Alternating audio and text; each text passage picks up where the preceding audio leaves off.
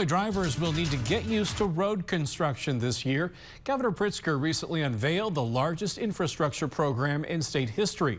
It's nearly $41.5 billion. Illinois Capitol Bureau Chief Max Cotton breaks down the 6-year plan which aims to rebuild Illinois.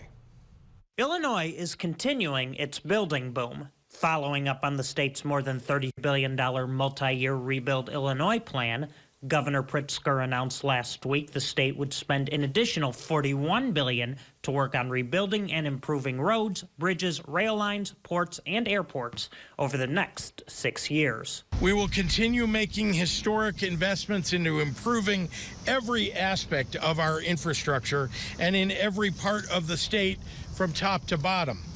These thousands of projects speak to the comprehensive vision of Rebuild Illinois. The plan is to spend nearly $30 billion on roads and bridges, $7.5 billion for public transport, $2.5 billion for rail, $1.5 billion on airports, and $160 million on ports and waterways. This multi-year program is perhaps the most significant ever for IDOT, showcasing the real strength and impact of Rebuild Illinois. The governor says the plan is expected to build or improve more than 3,200 miles of roads and 8.8 million square feet of bridge deck, while creating hundreds of thousands of jobs. Every job that we create, every commute we make easier, every accident that we prevent, that is what this work is all about. Of course, this means drivers can expect some pain as they navigate the construction. I can say to all of you, sorry about the orange cones you see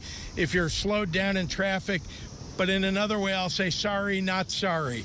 In Springfield, Max Cotton, WGEM News.